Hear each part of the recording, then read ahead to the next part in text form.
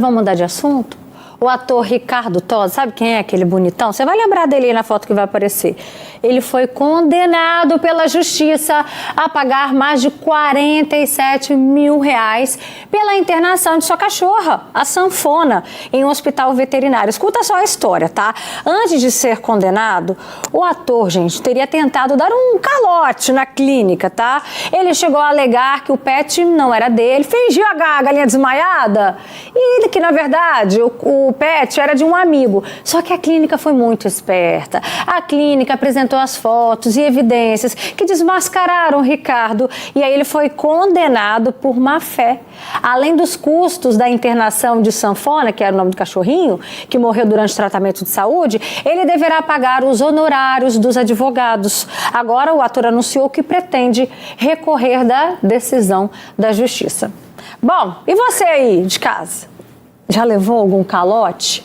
Fama de caloteiro é difícil apagar, viu? E esse vai ser o nosso assunto do quadro agora aqui, do nosso assunto aqui, do Fala Espírito Santo. Vem cá, chega mais. Aqui eu recebo Gabriela Coutinho, que é psicóloga e vai explicar pra gente também sobre essa fama de caloteiro. Doutor Sérgio França vai explicar pra gente também sobre em quando que cabe realmente, né? Em que momento que a gente aciona a justiça. E o Marcos Peixoto, que já foi vítima de um calote, é isso? Sim, sim. O que aconteceu? O que acontece? Eu já fiz muitos investimentos, né? Já tive loja de suplementos, hoje eu tenho uma estamparia, né? Uma loja de personalizados e sempre a gente trupica num caloteiro na frente, né? Isso é normal. O pior caloteiro é aquele que se finge de amigo. Que amigo, pera lá, né? Caloteiro total. Então, eu já tive um amigo que falou, eu tava com uma promoção na loja de suplementos lá, de Whey Protein. Não, gostei da promoção, já separa 5 aí pra mim. Eu falei, nossa, esse aí gostou mesmo, hein? Já separei os 5, mas depois na hora de pagar aí foi difícil. Eu tava conseguindo esse dinheiro de novo, hein? Mas consegui. Levou quanto tempo? Demorou alguns meses, porque toda vez que eu ia atrás dele, e o pior de tudo, né, que fica com raiva de você, te bloqueia, finge que não te conhece, acaba falando até mal de você. Fala mal de você, você, Você ligava pra ele? Ligava pra ele falava com ignorância e tal. Eu falei, né, deixa você comigo. Aí comecei a o quê? Ir atrás dele. Fui até a casa dele, aí fui até eu encontrei ele, falei, cara, meu dinheiro. Aí com muito tempo consegui recuperar esse dinheiro. Doutor Sérgio, diante de uma situação, por exemplo, como essa aqui, né? Até que ponto a gente pode cobrar e de que maneira fazer isso? Porque se não tomar cuidado, se bobear até inverte a situação, né? Exatamente. Boa tarde. Exatamente, Roberta. Boa tarde a você, boa tarde a todos que nos assistem. A cobrança, nesse caso, que é empreendida pelo fornecedor do produto ou do serviço, ela tem que ser bem tênue. Ela não pode ultrapassar os limites legais, que são impostos pelo Código de Defesa do Consumidor. Por exemplo, esse fornecedor ele não pode empreender mecanismos de cobrança vexatórios, né? Ali que acabem ali por violar a dignidade, a honradez ali daquele devedor que, por mais que esteja devendo, né? E aí é um direito legítimo ali do fornecedor de cobrar, ele não pode empreender qualquer tipo de cobrança vexatória, que é vedado pelo Código de Defesa do Consumidor, é uma prática abusiva e também é crime previsto pelo próprio Código. Então, nesses casos aí, bem como o Marcos falou, é ligar ali para empreender essa cobrança, né? Pode mandar uma mensagem ali por WhatsApp, por redes sociais, mas nunca, de forma alguma, expor esse consumidor. Expor esse consumidor ali em redes sociais, né? Como a gente já viu em alguns outros casos, né? Ou mesmo ali atacar a honra desse consumidor, isso de forma alguma. Agora, Gabriela, se a gente jogar o nome do Ricardo Tozzi na internet, essa não é a primeira vez que ele se envolve em histórias de calote, tá, gente? Existe mesmo esse estigma, né? Que depois que a pessoa dá um calote, para ela conseguir apagar essa fama, é difícil? Boa tarde. Boa tarde a todos. Sim, realmente. E a gente precisa compreender o que leva a pessoa a ter esse comportamento. Porque todo comportamento, de fato, tem uma raiz. Qual foi a raiz? O porquê que ele deu esse calote? O que gerou esse comportamento com ele? E claro, como o nosso próprio amigo falou que já aconteceu com ele, isso gera também questões emocionais. Questões de confiança, de má fé. Então, assim, o que fez aquela pessoa ter esse comportamento E também pensar no outro lado também, que acabou gerando esse conflito de perda de confiança, questões amigáveis também, né? Que muitas vezes a gente acaba fazendo esses tipos de situações com pessoas que são mais próximas e isso quebra também a confiança, acaba também acabando a própria amizade em si. Pessoas que agem assim não estão preocupadas com a imagem, né? Ricardo Tozzi pensa, um ator, eu acho que na verdade ele não pensava que fosse ganhar essa proporção toda, né? Pode ser, muitas vezes a pessoa age achando que isso não vai vir à tona, ou até mesmo por ele ser uma pessoa pública, ele achar que as pessoas vão ir a ele primeiro para depois realmente repercutir essa situação. Então as pessoas podem pensar em relação a isso sim. Doutor Sérgio, e aí, quando então acionar a justiça, depois de tentar ligar igual o Marcos fez, insistir, quais são as provas, como é que a gente apresenta isso também? Exatamente, como a doutora bem disse, é uma questão de má fé.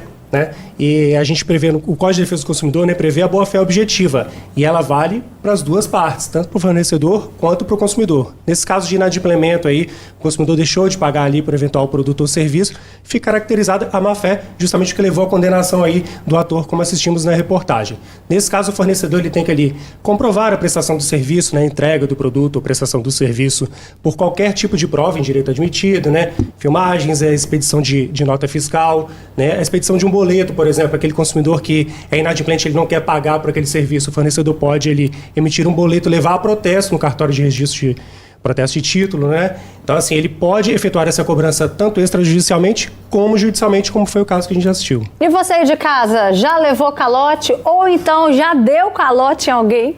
Conta pra gente. Nessa pergunta, se você já deu calote em alguém, eu recebi aqui uma resposta da pessoa que falou, boa tarde.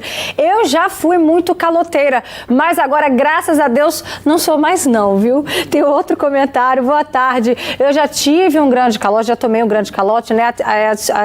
Acionei até o advogado, comprei um apartamento com uma construtora, paguei 68 mil, pois o valor era 160 e não entregaram o apartamento, está na justiça.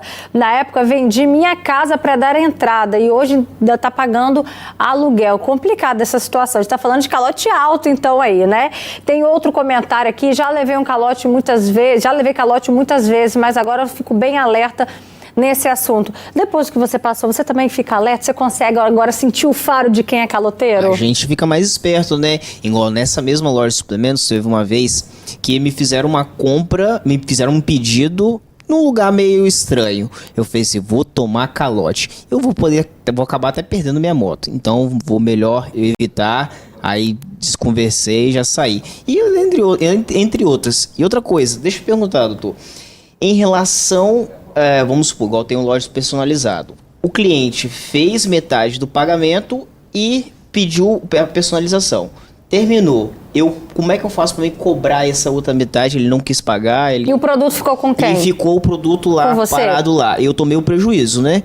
E aí, o que eu faço nessa situação? Da mesma forma, você pode empreender os mecanismos de cobrança extrajudiciais, né? Como você mesmo disse, você pode ligar ali, mandar mensagens, ou mesmo uma notificação extrajudicial. A gente costuma fazer isso muito em escritórios de advocacia, né? Tem um efeito ali psicológico até melhor de cobrança. Uma notificação extrajudicial, dando um prazo ali razoável, a cerca de 72 horas, para esse consumidor sanar ali, adimplir com esse pagamento, sob pena de serem tomadas as medidas judiciais cabíveis de cobrança na justiça, por exemplo. E essa notificação, eu preciso de um advogado ou eu consigo fazer ela num site qualquer?